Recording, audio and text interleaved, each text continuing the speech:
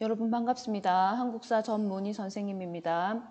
이번 시간에 우리가 학습할 내용은 항일의병운동과 의열투쟁이 전개되다가 되겠습니다.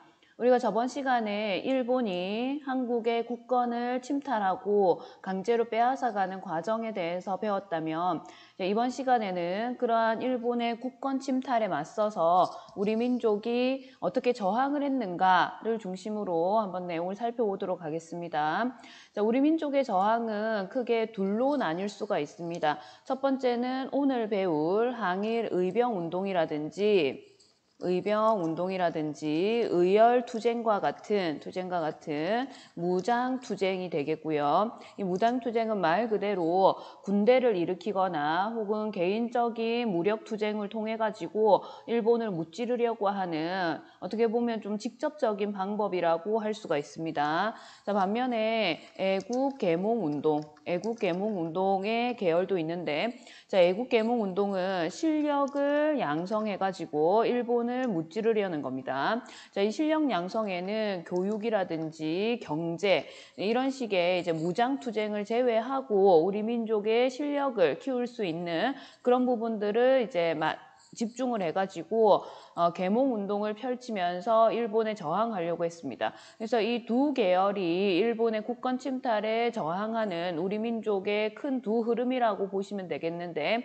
자, 이번 시간에는 그 흐름 중에서도 무장투쟁인 항일의병운동과 의열투쟁에 대해서 살펴보도록 하겠습니다. 자, 여기에서 이제 의병운동과 의열투쟁 이렇게 두 개로 나누어져 있는데, 의병운동이라는 것은 말 그대로 군대를 일으켜가지고 대규모의 조직적인 어떤 저항을 하는 것을 말하는 거라면, 의열투쟁 같은 경우에는 개인 혹은 소규모 조직을 통해 가지고 무력 시위를 하는 겁니다. 그래서 의병운동과 의열투쟁은 둘 다 무장투쟁이지만 이 규모 면에서 차이가 난다라고 생각하시면 되겠습니다. 그래서 이번 시간에 학습 내용은 교과서 127페이지를 펴시면 되고 학습지도 같이 준비해 주시면 감사하겠습니다. 자, 이번 시간 학습 목표 먼저 보겠습니다. 자, 일본의 국권 침탈에 맞서서 항일의병운동이 일어났는데, 이 항일의병운동의 목표와 전개 과정을 설명할 수 있다. 이것을 설명할 수 있어야지 학습 목표를 이룰 수 있습니다. 자, 그리고 이번 시간의 흐름을 살펴보면 항일의병운동은 크게 세 시기로 구분이 되는데, 첫 번째가 을미의병, 두 번째가 을사의병, 세 번째가 정미의병입니다. 자, 이런 의병들이 왜 일어났고 어떤 사람들이 의병을 일으켰고 어떤 활동을 했는가, 그것을 시기별로 정리하고 기억을 해두셔야 됩니다. 자, 첫 번째 의병 보겠습니다. 자, 첫 번째 의병은 을미의병입니다. 을미의병은 여러분 이름을 보시면 알겠지만 을미년에 일어난 의병이기 때문에 어떤 사건과 크게 관련이 있다. 그렇죠. 일어난 원인은 을미사변입니다. 자, 1895년이죠. 1895년에 일어난 을미사변, 그리고 을미사변 이후에 전개된 제3차 가부개혁, 을미개혁에서 단발령이 실시가 되면서 이 을미사변과 단발령에 반발하는 양반 유생층을 중심으로 해서 일어난 게 을미의병이다, 이렇게 보시면 됩니다. 그래서 연도는 굳이 기억할 필요는 없지만 1895년에 발생을 했다라고 볼 수가 있습니다. 자, 그때 당시에는 의병을 일으키는 의병장이 지방의 양반 유생층을 중심으로 해서 일어났다, 이렇게 보시면 돼요. 그래서 유인석이라든지 이소응, 김도하 이런 인물들이 주도를 했고, 자, 농민군이라든지 동학농민군의 자녀 세력 이런 사람들도 의병으로 참여를 했습니다. 그래서 주도한 세력, 즉 의병장은 유생층이지만 그 밑에 의병으로 참여한 사람들의 신분은 평민들도 많았다, 이렇게 보시면 되고, 아무래도 당시 의병이 일어난 원인이 을미사변이라든지 단발령이었기 때문에 자 이때 의병을 일으킨 사람들의 목표는 조선의 왕조를 보호하기 위한 것이 강하다 이렇게 보시면 되겠습니다. 그래서 나라를 지킨다라고 하는 이런 이제 대의가 본격적으로 나타났다기보다는 조선 왕조를 보호한다라는 것이 목표였다라고 기억을 해주시면 되겠습니다. 그래서 활동을 보면 지방의 관청을 공격하고 개화파 관리를 처단하고 일본군을 공격하고 이제 이런 식의 활동을 펼치다가 고종이 아간파천을 하고 난 이후에 뭘 취소했죠? 그렇죠. 단발령을 취소했죠. 단발령을 취소했고 그리고 아간파천이 있고 난 이후에 이제 고종 같은 경우에는 지방에서 군대가 일어나서 이것을 진압하고 이런 식의 이제 과정에 너무 혼란이 많이 온다. 사회 질서를 좀 안정시킬 필요가 있기 때문에 의병들에게도 해산 권유를 했습니다. 너희들은 이제 내가 알아서 할 테니까 의병을 일으켜서 나라를 혼란스럽게 하지 말고 해산을 해라 이렇게 권유를 하자 양반 유생층들 같은 경우에는 조선 왕조가 첫 번째 의병을 일으킨 목표였기 때문에 왕의 말을 따라서 해산을 하게 됩니다. 물론 이때 해산하지 않고 계속해서 활동을 이어가던 농민 계층들도 있었지만 이런 농민들은 이제 이후에 의병에도 참여를 하게 되지만 의병장들은 주로 양반 유생이었기 때문에 왕의 말을 듣고 이 해산 권유에 따라서 해산을 했다. 이렇게 보시면 되겠습니다. 당시 이제 을미의병을 일으켰던 의병장 중에 가장 대표적인 인물인 유인석입니다.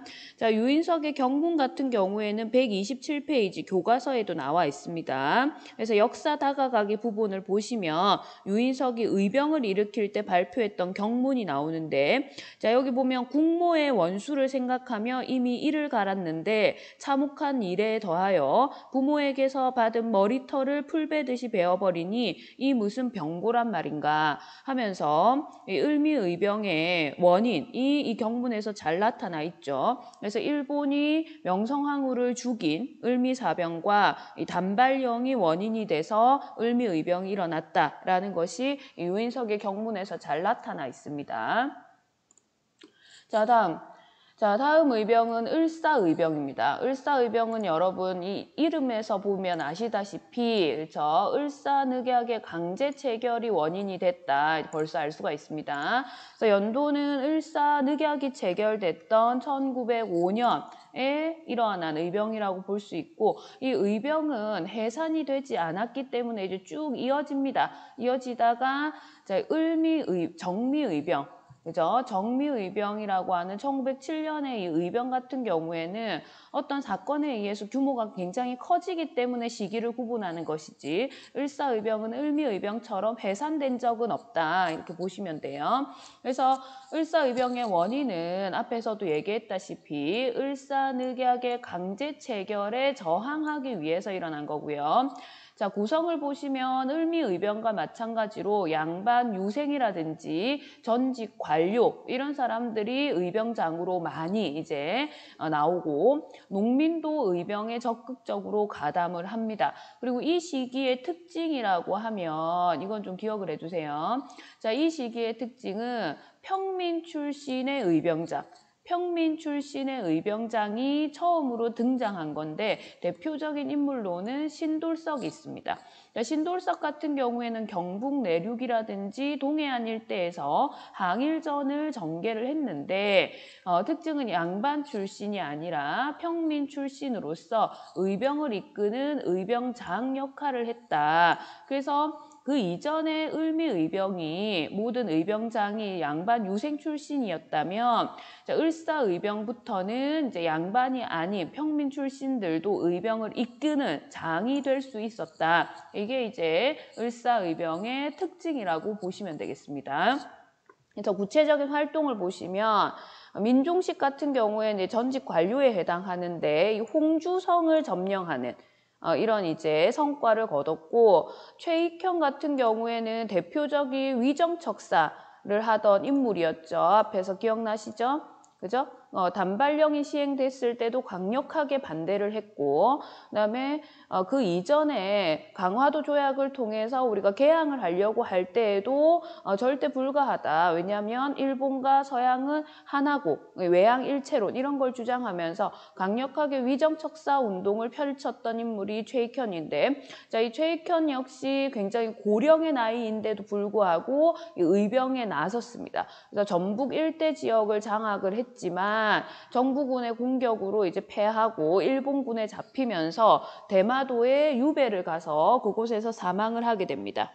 자, 그래서 127페이지 역사 다가가기에 보면 자, 최익현의 경문이 나오는데요. 최익현의 초상하고요. 자, 작년 10월에 저들이 한 행위는 망고에 없던 일이다. 억압으로 한 조각의 종이에 조인하여 500년 전에 오던 종묘사직이 망하였으니 살아서 원수의 노예가 되기보다는 죽어서 충의의 혼이 되는 편이 나을 것이다. 이렇게 되어 있습니다. 그래서 작년 10월에 맺은 이 한 조각의 종이가 뭐냐면 바로 을사조약이 되겠죠. 그래서 강제로 이것을 조인해서 우리의 국권을 가져가려고 하기 때문에 여기에 저항을 해서 을사의병을 일으켰다. 당시 최익현의 연배가 70대였기 때문에 상당히 고령의 나이였습니다. 그럼에도 불구하고 이제 의병을 일으켜서 상당한 성과를 보였다. 이렇게 보시면 돼요. 그리고 이 인물이 이제 평민 출신의 의병장으로서 굉장히 큰 활약을 펼쳤던 이제 신돌석의 모습인데, 신돌석 외에도 여러 이제 평민 출신의 의병장들이 등장하는 것이 이 시기의 특징입니다. 자, 그리고 이것을 이제 다양한 계층의 사람들로 구성된 의병들인데, 이 사진은 이제 1900년을 전후해가지고 외국인 기자가 찍은 사진입니다. 여기 보면 굉장히 다양한 신분 계층들이 의병에 참여했다는 것을 볼 수가 있습니다. 자, 다음 정미의병을 보도록 할게요. 자, 정미의병은 여러분 1907년입니다. 1907년이 정민년이거든요. 그 정민년을 기점으로 해서 의병의 수가 굉장히 폭발적으로 증가를 하거든요. 네, 그래서 그 시기를 이제 정미의병 시기다. 우리가 이렇게 따로 구분을 해서 설명을 합니다. 자, 정미의병의 원인은 고종의 강제퇴위입니다. 고종의 강제퇴위, 그리고 고종의 강제퇴위 이후에 무슨 조약? 그렇죠. 정미 7조약이 있었죠. 기억나시죠? 자, 이 정미 7조약의 부속각서에 따라서 뭐가 해산됐습니까? 그렇죠. 군대가 해산됐습니다. 자, 이 군대 해산에 굉장히 충격을 받은 이 해산 군인들 있죠? 이 해산 군인들이 의병에 가담을 하면서 의병의 수가 상당히 늘어나고 의병들의 전투력이 상당히 상승을 하거든요. 그래서 이 시기를 이제 구분을 굳이 지어서 우리가 정미의병 시기다 이렇게 얘기하는 겁니다.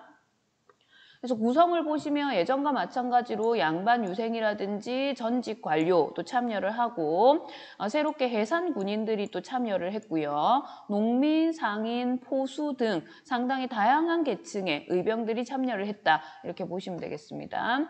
특징을 보자면 해상 군인들이 합류하면서 조직력이라든지 전투력이 크게 강화가 되었다. 이렇게 볼 수 있습니다. 아무래도 군인들이 의병에 참여를 하다 보니까 이 군인들이 갖추고 있는 조직력이라든지 군인들이 가지고 나온 무기에 의해서 전투력이 상승이 된다든지 이런 모습을 볼 수가 있습니다. 의병은 여러분 아시다시피 그냥 의롭게 일어난 병사입니다. 그래서 평소에 군인으로서의 어떤 교육을 전혀 받지 않고 일반 농민들이 군대에 이제 참여를 하기 때문에 조직력을 크게 기대할 수는 없거든요. 근데 해상 군인들이 의병에 가담을 하면서 이런 부분들이 많이 보완이 됐고 양적으로도 의병이 많이 늘어났던 시기다 이렇게 보시면 되겠습니다. 그리고 유생과 전직 관료 외에도 이런 다양한 계층 그죠? 다양한 계층이 의병 지도부로 활동을 하고 자 그렇게 되면서 신분에 따른 어떤 차별의식 이런 것들이 많이 약해졌던 시기가 정미의병 시기다 이렇게 보시면 되겠습니다. 자 그래서 다음으로 이제 의병의 확산을 보시면 자 이런 식으로 이제 의병의 수가 늘어나자 의병 유생 지도자들을 중심으로 해서 당시 13개 도가 있잖아요. 그죠? 그 13도 창의군이라고 하는 연합 세력을 편성해서 작전을 펼칩니다. 그 작전을 우리가 뭐라고 하죠? 그렇죠. 서울 진공 작전이라고 합니다. 자, 한마디로 어디로 쳐들어가서 그렇죠. 서울로 쳐들어가가지고 서울에 주둔해 있던 일본군을 물리치고 나라를 다시 되찾아오자라고 하는 작전이죠. 이런 서울 진공작전을 13도, 당시 전국입니다. 이 전국의 13도에 있는 의병들을 연합한 13도 창의군이 주도를 해가지고 이 작전을 펼친 거예요. 당시 군대를 이끌던 총대장은 이인영이고 군사장이 허위입니다. 자, 이 사람들을 중심으로 해가지고 13도 창의군을 편성을 한 거예요. 작전을 전개를 하면서 각 국가에 이 13도 창의군을 국제법상 교전단체로 인정해 줄 것을 요구했습니다. 여기서 국제법상 교전단체라고 하는 건 뭐냐면 당시 대한제국이 을사조약에 의해서 외교권을 박탈을 당했기 때문에 외교권이 없었어요. 그래서 다른 나라와 어떤 조약을 맺거나 다른 나라의 도움을 요청하려고 해도 대표권이 없었기 때문에 외교권이 없었기 때문에 이런 교류를 할 수가 없었거든요. 근데 국제법상의 교전 단체로 인정을 받으면 이 교전 단체 자체가 외교권을 가질 수 있습니다. 그래서 외국과 소통하고 외국에게 도움을 청하기 위해서 우리가 이제 국제법상 교전 단체로 인정해 줄 것을 13도 창의군이 요청을 한 거죠. 하지만 각국에서는 이런 것을 이제 외면하면서 별다른 성과를 거두지는 못했습니다. 그래서 군사적으로 서울 진공작전을 추진을 했고 동대문 근처까지 군대가 진격을 했어요. 근데 여기서 이제 일본이 먼저 선제 공격을 했는데 여기에 패하면서 서울 진공작전은 실패를 했습니다. 자, 하지만 이 서울 진공작전 이후에도 원래 지방에 있던 이런 의병들이 다시 지방으로 돌아가서 의병 활동을 전개하면서 의병투쟁은 1907년에 서울 진공작전이 실패한 이후에도 더욱더 어떻게 된다? 더욱더 활발해진다 이렇게 보시면 되겠습니다. 그래서 서울 진공작전은 비록 실패를 했지만 거기에서 이제 의병들이 전부 다 사망을 하거나 흩어진 게 아니기 때문에 다시 지방으로 돌아온 의병들이 좀 더 활발하게 활발하게 활동을 하면서 서울 진공작전 실패 이후에도 의병 활동은 더 많이 진행이 됐고 1908년 정도가 되면 상당히 이제 많은 규모의 의병 투쟁이 일어난다 이렇게 보시면 되겠습니다. 자, 특히 이제 강원도라든지 호남 지방 같은 경우에는 평민 출신의 의병장들이 두각을 드러내면서 많은 전투력을 보이고 상당히 많은 참여를 하게 된다 이렇게 보시면 돼요. 그래서 이거는 의병운동의 전개에 관한 지도고요. 교과서에도 있으니까 보시면 됩니다.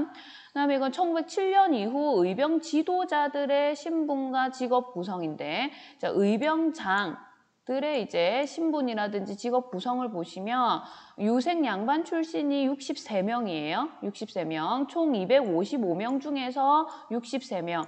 대략 한 20% 정도 된다고 보시면 되겠죠. 그 외에는 전부 다 어떻게 보면 이제 평민 출신이라고 볼 수가 있습니다. 그래서 평민 중에서도 농업, 사병, 무직, 광부, 군면장, 상인, 이런 다양한 계층의 인물들이 의병장으로 참여를 했다. 그래서 을사의병부터 등장한 평민 출신의 의병장들이 많은 활약을 펼치면서 1907년 이후에는 이러한 양반 외에 다양한 계층의 신분이나 직업을 가진 의병장들이 많이 활약을 한다. 이렇게 보시면 될 것 같아요. 근데 문제는 이런 의병 활동이 점점 활발하게 벌어지면서 이제 누가 위기를 느끼게 되겠습니까? 그렇죠. 일본이 위기를 느끼게 되겠죠. 당시 일본 같은 경우에는 을사조약, 정미칠조약 이런 조약들을 체결하면서 일본이 조선의 국권을 침탈하는 것을 굉장히 구체적으로 진행을 하고 있었고 당연히 한국을 식민지로 만들겠다 이런 생각을 가지고 있었는데 그 한국에서 너무 많은 이런 무장 투쟁이 일어나고 의병 투쟁이 일어나니까 이걸 진압하지 않으면 식민 지배가 어렵겠다고 판단을 한 겁니다. 그래서 의병 진압에 나서게 됐어요. 서울 진공작전 실패 이후에 전국 각지에서 항일 의병 투쟁이 더욱더 활발하게 전개가 되니까 이런 활발한 의병 투쟁을 이제 제압을 해야 되겠다라고 생각해서 펼친 작전이 남한 대토벌 작전입니다. 자, 여기서 남한 대토벌 작전 같은 경우에서 이 남한 같은 경우에는 당시 의병 활동이 삼남 지방을 중심으로 상당히 활발하게 전개가 되거든요. 그래서 경상도, 전라도, 충청도 이런 지역을 중심으로 해가지고 많이 의병 활동이 전개가 되니까 이 지역을 중심으로 해서 의병들을 대토벌하자라고 하는 게 남한 대토벌 작전입니다. 그래서 의병 부대의 근거지를 초토화시키고 양민들까지도 학살합니다. 그러니까 의병 부대 같은 경우에는 일본의 눈을 피해서 숨어 지내는 경우가 많기 때문에 이런 의병들을 도와주는 양민들이 있거든요. 이런 양민들을 학살하고 의병이 사는 지역, 의병이 근거지로 삼고 있던 지역을 초토화시키면서 의병의 싹을 자르겠다라고 이제 대대적으로 토벌을 했던 것이 남한 대토벌 작전입니다. 자, 그로 인해서 의병의 수가 이렇게 1909년이 되면 급속도로 줄어드는 것을 볼 수가 있고 전투 횟수라든지 참가 의병의 수도 1908년에 정점을 이루다가 1909년이 되면 상당히 줄어드는 것을 볼 수가 있습니다. 자, 이게 1909년에 진행된 남한 대토벌 작전의 영향이다 이렇게 보시면 될 것 같아요. 자, 그러면 그 이후에 의병들이 완전히 사라졌느냐? 그렇지 않습니다. 자, 일본의 대공세로 의병 활동이 위축되기는 했지만 살아남은 의병들 같은 경우에는 만주나 연해주 등지로 이동을 해가지고 국외에서 의병 투쟁을 벌이면서 무장 독립 투쟁을 준비하고 있었다. 이렇게 보시면 돼요. 그래서 완전히 의병이 사라진 것이 아니라 국외로 자리를 이동해가지고 거기에서 일본에 저항하는 무장 투쟁을 이제 준비한다라고 보시면 되겠습니다. 자, 이거는 이제 이른바 남한 대토벌 작전으로 체포된 호남 의병장들의 모습을 찍은 사진입니다. 자, 다음 의열투쟁에 대해서 살펴보겠습니다. 자, 여러분 의열투쟁은 선생님이 앞에서도 설명을 했지만 단체로 일어나는 이런 무장투쟁을 말한다기보다는 자, 개인 또는 소규모 조직적인 차원에서 암살과 파괴를 주로 하는 활동입니다. 그래서 조직적으로 크게 군대를 일으키는 건 아니지만 개인적인 차원에서 혹은 소규모의 조직적인 차원에서 운동을 일으키는 것이고요. 암살이라든지 아니면 어떤 기관의 파괴 이런 것들을 주로 하는 활동입니다. 그래서 무장투쟁이라는 것은 같지만 그 활동의 규모 면에서 차이가 난다 이렇게 보시면 돼요. 자, 이런 의열투쟁은 언제부터 본격적으로 이루어졌냐면 을사늑약이 체결된 이후부터 본격적으로 이루어집니다. 그래서 조약을 반대하는 투쟁 이런 것들이 이제 의열투쟁의 형태로 많이 나타납니다. 그래서 상소를 올린다든지 스스로 목숨을 끊는 자결, 의거, 철시 이런 다양한 방법으로 전개가 되는데 철시 같은 경우에는 당시 상인들이 이제 시장에서 물건을 팔죠. 그걸 철시를 함으로써 파업을 하는 겁니다. 파업. 그죠? 그리고 의거라고 하는 것은 암살을 한다든지 기관 같은 것을 파괴를 함으로써 의로운 일 이런 뜻인데 이런 활동을 벌이는 거고 자, 그 중에서도 이제 자결을 먼저 살펴보면 자결은 스스로 이제 목숨을 끊음으로써 일본에 저항을 하는 거예요. 당시는 이제 전직 관료라든지 현직 관료 그러니까 내가 관직에 있지만 이런 을사늑약을 막지 못했다라고 하는 이런 자괴감 이런 것들 때문에 자결하는 인물들이 많았습니다. 대표적으로는 민영환, 조병세, 그다음에 홍만식, 송병선 이런 인물들이 있습니다. 자, 다음 의열투쟁입니다. 의열투쟁은 주로 의거의 형태로 나타난다고 보시면 돼요. 대표적인 인물은 나철과 오기호 등이 만든 이제 자신회라는 조직이 있습니다. 자, 이게 이제 자신회의 사진이고 교과서 129페이지에도 보면 자신회에 대한 설명이 있어요. 그래서 여기 보시면 이제 한국의 독립과 영토 보존을 약속하라는 서신을 일본 정부 요인에게 보냈는데 이것을 거부당하자 을사오적을 처단하기 위해서 자신회를 만들었다 이렇게 교과서에서 설명하고 있죠. 그래서 이 자신의 목적은 을사오적을 처단하는 것입니다. 그래서 암살 시도를 상당히 많이 했지만 성공하지는 못했어요. 그 다음에 전명훈과 장인환의 스티븐스 저격입니다. 여러분 스티븐스 어디서 보셨죠? 자, 스티븐스는 제1차 한일 협약에서 일본이 고문 정치를 실시했다 이렇게 얘기했습니다. 그때 외교 고문으로 온 인물이 누굽니까? 그렇죠. 스티븐스입니다. 자, 이 스티븐스는 미국인이었지만 일본의 의견을 대변하던 인물이었어요. 이 스티븐스가 한국에서 고문 역할을 하다가 미국으로 귀국하고 난 다음에 일본이 한국을 지배하는 것이 정당하다라고 하는 강연을 여러 차례 펼치면서 당시에 미국에 거주하던 한국인들의 공분을 샀어요. 그 중에서도 미국에서 유학하던 전명훈과 장인환이 나서서 스티븐스를 이제 저격을 했는데 이 두 인물이 같이 나와서 우리가 두 사람이 같이 이 사건을 계획했나 이렇게 생각할 수 있지만 둘은 전혀 모르던 사이였는데 우연히 같은 날에 스티븐스를 저격하게 된 겁니다. 그래서 전명훈이 먼저 이제 총을 쐈는데 이게 불발이 됐고 그 이후에 장인환이 스티븐스를 저격하면서 스티븐스가 이제 죽게 됐어요. 어쨌든 이런 이제 저격이 있었고요. 자, 그 다음에 우리가 잘 아는 안중근, 그죠? 안중근 선생의 이토 히로부미 처단이 있습니다. 자, 이토 히로부미는 을사조약이 체결되고 난 이후에 우리나라에 처음으로 부임해온 초대 통감입니다. 이 초대 통감이 이토 히로부미 같은 경우에는 을사조약이 체결되는 과정에서도 상당히 큰 역할을 했고 그 이후에 을사늑약 이후에 조선의 내정 간섭이라든지 이런 게 굉장히 적극적으로 나서면서 한국의 병합, 한국의 어떤 한국과의 조약 체결 이런 것에 앞장섰던 인물이기 때문에 이 안중근이 하얼빈 역에서 이토 히로부미를 이제 처단을 했죠.